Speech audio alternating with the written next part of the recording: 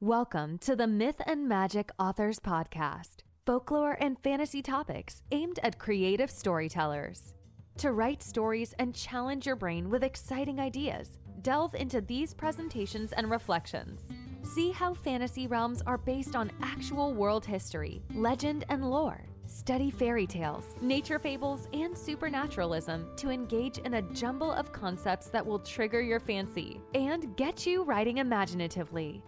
Now, here's your host, Neil Mach. Hello, fantasy fiction fans, and welcome to Myth and Magic, the first week of February. And today I wanted to talk about the healing magic and the wisdom of trees, and why you should describe their superpowers in your fantasy fiction. Now we know, don't we, that plants are said to function in special ways and they have magical powers. For example, all of our common medicines are derived from plants, of course, and therefore the divinities of the ancient classical world, the world of mythology, and also fairy beings were interconnected with natural plant life and especially with trees. Let's not forget that the traditional story of Genesis in the Holy Bible begins with humans being placed in a beautiful garden by God and then banished from that earthly paradise after trouble with a tree. And of course we know, don't we, from science that trees release oxygen into the atmosphere, so we can't exist without them. As humans, we use about 8 large trees worth of oxygen each per year, and that information comes from Science Focus. And of course trees use the energy of pure sunlight to convert glucose from carbon dioxide. So they absorb carbon dioxide. So trees are essential to our survival, not just because they give us oxygen, but because they take away carbon dioxide. And if we want to avoid or stall the effects of global warming, we need more trees. Winter, especially at this time of the year on the verge of spring, is a great time to go and observe and to go and reconsider your local trees. Now, I'm very lucky to have many trees in my own garden, and I live close to forests and fields. But even if you do not enjoy the same circumstances that I do, you must surely have some trees near you in your neighbourhood, even if they only grow on a sidewalk or in an urban parkland environment. And at this time of the year, when a tree is bursting with promise, but it's still in its bony and skeletal form, or perhaps it's asleep, if it's one of the cone-bearing type of evergreens, the contour and the sculpture of this huge life form is a little easier, perhaps, for us humans, which are very small animals, to contemplate. There is nothing more wonderful and enchanting, in my opinion, than a hooded claw-like bare-boned tree that is silhouetted against pale winter sun. Magical. Now, I'll probably come back to this topic and introduce you to some less common trees one day, but today, at the beginning of February, I wanted to acquaint you a little bit better with some of the more common species. And the first one I want to start with is the common alder, A-L-D-E-R. Alder trees are found near streams and rivers and wetlands, and they're often in prominent areas in those wetlands. And these prominent areas are referred to as alder carrs, which carrs is spelled with 2 R's, C-A-R-R-S. A carr is a waterlogged wooded piece of land. The common alder is also known as the owlorn, O-W-L-O-R-N, in Scotland. And alder is the wood that keeps the city of Venice afloat, because all of Venice is built on top of wooden piles, and those piles are made of alder. The wood from this tree burns slowly, so it's perfect for making charcoal, and the wood, when it's cut, is white, but it takes on the tint of red, what they call a blood tint. And the genomic root of the word comes from a combination of these 2 colours, red and yellow. So ancient peoples, because they saw that this tree bled, like perhaps the Messiah, they considered this tree to be unlucky. And of course it's also a swamp and a mud tree, which is why, of course, Venice is built upon it. So an alder carr is actually a place that's best to avoid. Therefore, people thought it was unlucky to come across an order when they were embarking upon a long journey. The next tree I want to talk about is the wych elm. W-Y-C-H is how you spell wych elm. It's not actually connected with witches, though of course, why shouldn't it be? If you're a fiction author, then perhaps you'd like to connect it to witches. But the witchwood, W-Y-C-H, is a pliant and bendy tree, and thus witchy, W-Y-C-H-Y, actually means switchy, S-W-T-I-C-H-Y. It's said that the Welsh bow was made from wild wych elm, and this makes sense because the wood from this tree does not splinter when it's bent back and contorted. The next tree I want to discuss is the English elm, E-L-M, also known as the elven tree, E-L-V-E-N. Yes, this tree interconnects with elves. The wood from this tree, which is incidentally, scientifically, it's a giant nettle, does not perish in water. And that means that before steel, this tree was the most important material for making large structures, because the trunks could be used for pipes and conduits and for locks and wells, and the timber could be used for ship keels, feed troughs and cow sheds and bridges and any other building which might be eroded by water. All of these type of buildings and structures were made of elm wood. People would say if you did well in your life, then your beams would be made of oak. But if you did less well in your life, then your beams would be made of elm. Elm had a disease, Dutch elm disease, which was caused by a microfungus. So there's a lot less elms around now than when I was born. And this tree pandemic, and it was a global pandemic, caused the tree to become endangered and almost extinct in Britain and in Europe. Elm bark, when it's shredded and it's boiled, can support a human population for a long period. So you can eat the bark. The next tree is the birch. Birch boughs were once hung over the doors of cottages in the west of England to repel enchantment from bad spirits. Maypoles were usually made from birch, probably due to that same magical reason. And birch twigs were used in brooms, or besoms, if you want to call them that, to brush away bad spirits from a home and a hearth. And I wonder if this is where the idea of witches' brooms comes from, brushing away evilness. And fishermen went out at night with birch candles because they wanted to ward off spirits of the night. Now, I'm lucky enough to have 2 silver birches in my garden, which I planted myself, and they're also known as warty birches, W-R-T-Y, although my trees have exceptionally white bark, and they're actually of a hybrid variety known as Snow White. I'm going to put a picture of them onto my Instagram page, by the way, if you want to have a look at it. At Neil Mach, all one word, Neilmach. The silver birch is the national tree of Finland, and perhaps this is because it's a pioneer tree and it's a nurse tree. It's used to establish new forests and new woodlands. And the sap of a birch contains sugar, and so it can be used to make a thin, sweet syrup, which is a bit like maple syrup. The next tree I want to discuss is beech.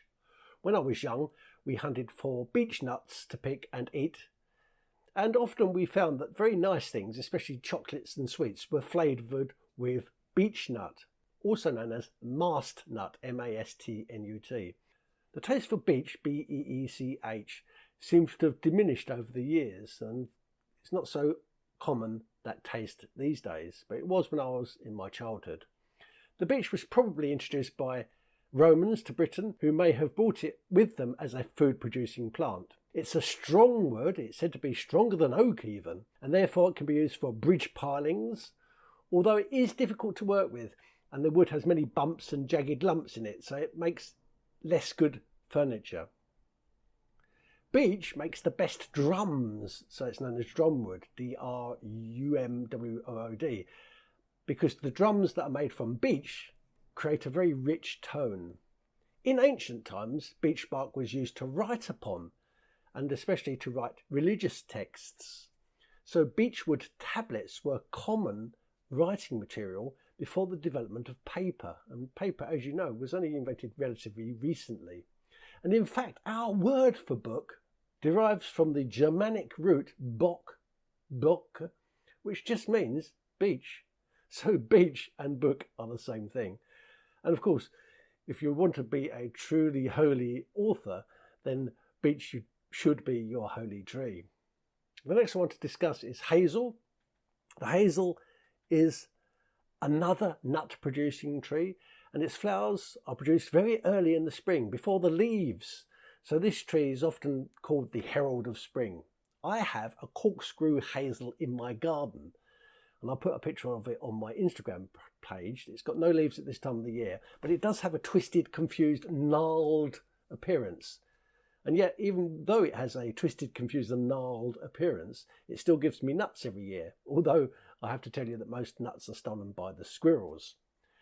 Hazelnuts are said to give wisdom and inspiration, and I can certainly vouch for the inspiration, although I'm not quite sure about the wisdom. Folk believe that hazel branches supported the greatest protection against snakes and all the other things that crawl upon the ground. And Cinderella, she planted a hazel branch next to her mother's grave, and the sapling that she planted grew into a tree where visiting birds would grant her true wishes. The next tree I want to discuss is pine. I have a beautiful tall pine in my garden that I have told listeners about in a previous episode. Pine trees are very long-lived and amongst the oldest living organisms in the world, with some of them said to be up to 4,000 years old. Pine nuts can be used in cooking and in baking, and are used to make pesto. The white, moist inner bark can be eaten, and it's high in vitamins A and in C. And the Adirondack people of North America, and how they say their name themselves is Atirutach, get their name from the habit of eating the soft white flesh of the tree. Atirutach means tree eater. Pine trees, along with palms, olives, oak and myrtle, are amongst the few trees that are mentioned in the Holy Bible. And talking about oak, we'll turn to that next. The oak is possibly the most sacred of all trees. In 1990, thereabouts, I was patrolling in Richmond Park in West London when I witnessed a bolt of lightning that came out of a cloudless sky, a cloudless blue sky. It was a single bolt of lightning, and it struck a lone oak tree, and it set the oak tree ablaze. And I have to tell you, and this is quite honest, there was no thunder and there was no rain. There was not a cloud in sight. Since the phenomena took literally a split second to happen, and it happened right in front of me, I considered it to be a transcendent experience. I guess it was a bit like seeing a shooting star blazing across a dark sky. And even if you're with somebody, even if you're with a lover, you often say, "Did you see that?" And they go, "No." You are the only witness to an event of huge magnitude, but split-second timing. The word oak is associated with strengths such as age and durability and integrity and in long life. And the Celts, here in the British Isles, worshipped the tree as a symbol of the King of Gods. And of course it was the tree of the god of thunder, because, like I just suggested, it's the tree that is most likely to be struck by lightning, because it's the tree that's most likely to be standing alone, like a sentinel, in the middle of nowhere. So the oak is inextricably linked with the mythology of Thor. Oak embers, because they take a long time to burn, were often used in cremations. So the tree is associated with images around death and around reincarnation. And that's perhaps why oak is still the preferred, albeit the most expensive, but the preferred choice for funeral coffins. Oak, ash and thorn trees were all trees that you could swear by. I could devote an entire episode of Myth and Magic to the oak, but here's a fact you may not know. The word druid comes from the ancient word for oak. Deruith, the ancient Briton word, means strong, firm and invincible. And of course, as you know, that's the same qualities of an oak. So in other words, a druith is an oak and an oak is a druith. They are the same interconnected thing. Like pines, oak trees are exceptionally long-lived. And in Riverside County, California, there's a clonal colony of oak trees that's believed to be at least 1,000 years old. And lastly, the last tree I want to discuss today is the willow, also known as the sallow or the osier, O-S-I-E-R. Willows are the first trees on the riverbank here in Staines to fill with leaves. When they do, the buds are shiny gold and it's a wonderful sight. I have a small willow in my garden, but to see the wonderful weeping willows, which are huge and majestic, I only have to walk 100 yards to the River Thames, which is just down the path, to see them in their native glory. Native Americans relied on willow as a staple of medical treatments, and the ancient Egyptians too used willow in medicine, prescribing it as a mild pain-relieving drug, which was similar to aspirin. Willow is used to make the best charcoal for drawing, so it has a synergistic link with the fine arts and with artists. In many cultures, willow branches are used instead of palms for Palm Sunday ceremonies.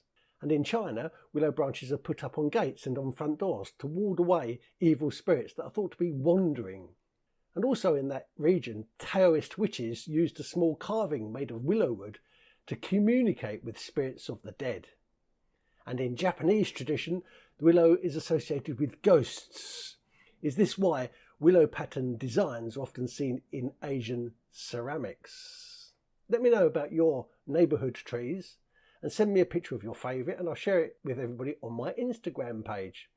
Also, let me know if you've used the magic and the wisdom of trees in your own fiction. So good luck with the embarkation on February, and good luck with your tree fiction, and good luck, of course, with your creativity. And I'll see you again very soon. Bye.